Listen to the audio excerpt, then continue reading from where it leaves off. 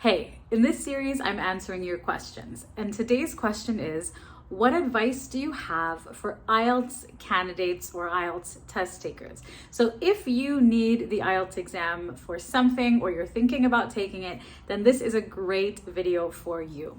And I want to start off by saying that there is a lot of advice that I can give you about the IELTS exam, but I've chosen 10 points that apply to absolutely everyone. So this video will be a starting point, a great starting point for you if you have an IELTS exam coming up. So let's get started. First of all, you must know which version of the IELTS you need. So there are two versions of the IELTS exam. The first one is academic, the second one is general. So generally speaking, you need the academic IELTS if you are applying to university or a post-secondary program, and the general exam if you are applying for immigration or PR or trying to move overseas. However, it is up to you to check and make sure you know which exam you need to take. The second piece of advice is to know your starting level. Know your starting English level and your band score when you are starting to prepare for IELTS. If you don't know what your English level is, you can have a teacher assess you. You can take an online English assessment to check your level. And better yet, you can do a practice IELTS exam so you know what your starting band score is. It's important to know where you're starting so that you know how far you have to go in order to reach your goal. So let's say that you have a beginner level of English or a very low intermediate level of English. You might actually need to study some general English before preparing for your IELTS exam. So it is very important to know your starting level and your starting band score before taking the test or before even starting your preparation. The next piece of advice is to make sure that you leave yourself enough time to prepare. I have had many people ask me to help them prepare for the IELTS exam a week before the test or a few days before the test, and honestly, this is not a good idea. So leaving yourself enough time to prepare will save you the headache of having to do the test again, okay? So don't rush through your preparation. Make sure that you devote time to prepare for this exam, just like any other exam that you've done in your life, right? So if you leave it for the last minute, chances are your preparation is not going to be as effective as it could have been.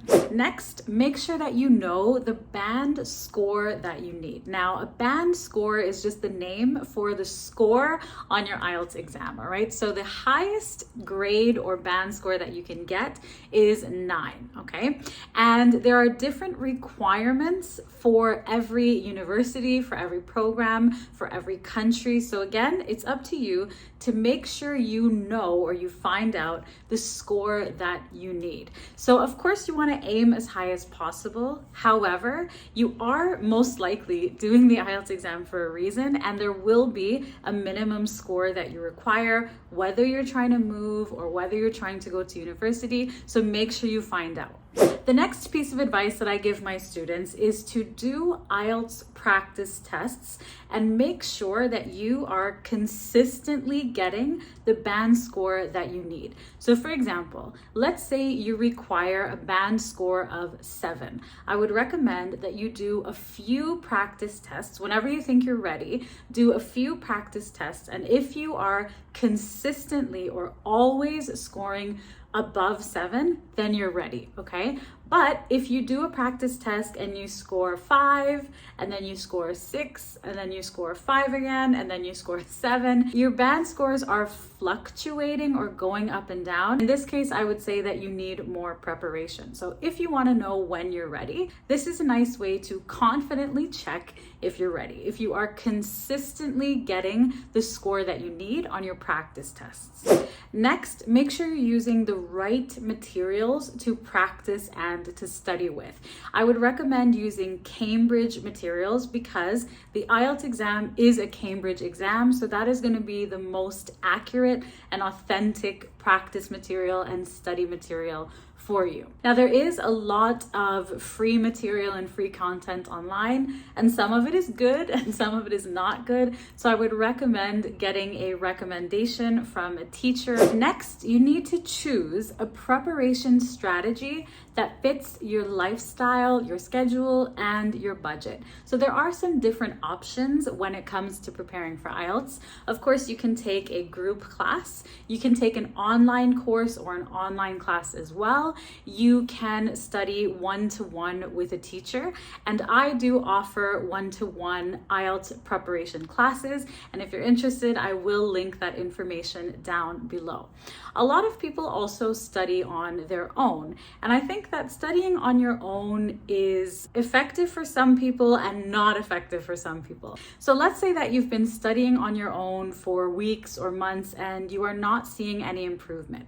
Maybe you are trying to prepare for the IELTS exam on your own and you're doing practice tests and you're getting the same score or a lower score and you're really not improving. In this case, I wouldn't recommend studying on your own, okay? Studying on your own is a nice supplement to when you already have a program or a course or a teacher to follow. The benefit of studying with a teacher or studying in a course is that we're experts on the subject matter and we've put all the information together for you in one place. So a lot of times if you're trying to prepare for IELTS on your own, there's just so much information and so much content online that you need to spend lots and lots and lots of time going through, and you might be finding good materials and you might be finding materials that are not great. And generally it's very difficult for IELTS candidates or for students to be able to tell the difference, okay? So I wouldn't recommend studying on your own as your only strategy. I would recommend that as something extra in addition to a course, a program, or studying with a teacher. Next, you need to learn techniques and strategies for different question types. Now, understanding how the test is designed, how the questions are designed, how you are being assessed, and how you're being marked is very, very helpful. A lot of times we just approach exams in one way, the way that we did when we were students in school. We tried to memorize things and pass an exam. However, the IELTS exam and other English assessments are different because they are actually testing your skills. They are measuring your skills. They're not measuring your ability to memorize specific information and regurgitate that information. So this type of test is different. So understanding how the test is designed and how the questions are designed and how you're being marked is super, super helpful. Next, do not just memorize a bunch of things, okay? A lot of people try to memorize full sentences, especially for their writing and speaking tests, and it's very obvious to the examiner when you have memorized things. It also sounds really unnatural. Another issue with memorizing long phrases and long chunks of text is that sometimes you focus on just one topic. So let's say that you memorize a bunch of words and a bunch of phrases around the topic of technology. But then on your exam, technology is not the topic that you get. You get a different topic. Then you freeze and you panic and you feel like you learned all of this stuff for nothing and it's not going to help you. So instead, you need to learn more versatile phrases that you can apply to any topic. So don't just try to memorize answers because it's obvious and it's going to lower your score. And finally, start working on your English skills as soon as possible. Do not wait until the last minute. Do not wait for your teacher to tell you. Start working on your academic writing, your academic speaking, your grammar, your vocabulary, especially if you have been out of school or out of practice for some time. It's necessary for you to kind of get your brain going again and get back into the swing of using English in an academic way. Remember that it takes time to improve these skills. It's not going to happen overnight. And as I mentioned, the IELTS exam is measuring your English skills, your English proficiency, your English communication. So the sooner you can start working on these skills, the better. So here are a few things you can do. You can practice your listening skills. Practice listening to different accents, different topics. You can listen to podcasts, you can listen to interviews, you can listen to debates. For reading, you can read articles, you can read blogs, you can read newspapers, you can read academic texts. The list is endless of ways that you can start to practice the skills that you need for this exam. So my last piece of advice for IELTS candidates, if you are taking the IELTS exam, take the test seriously. Leave yourself enough time to prepare, because you're not only doing this test for the sake of passing the test. You are doing this exam for a reason. So whether it is to attend a university program in English or to move to an English-speaking country, look at the bigger picture. It's not just about this one exam. This one exam is a step towards a much bigger goal.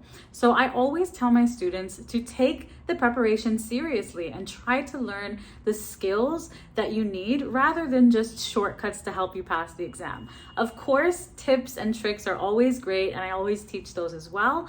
However, I always recommend that you make the most out of your preparation, because you're going to need those skills in the future anyways. You're going to need those English skills once you start the university program you've applied for, once you move to the English-speaking country that you're trying to move to, okay? You will still need those English skills. So don't rush it, put in the work, take it seriously, make a plan, and you will be successful. You need to be patient as well. I don't think I mentioned that.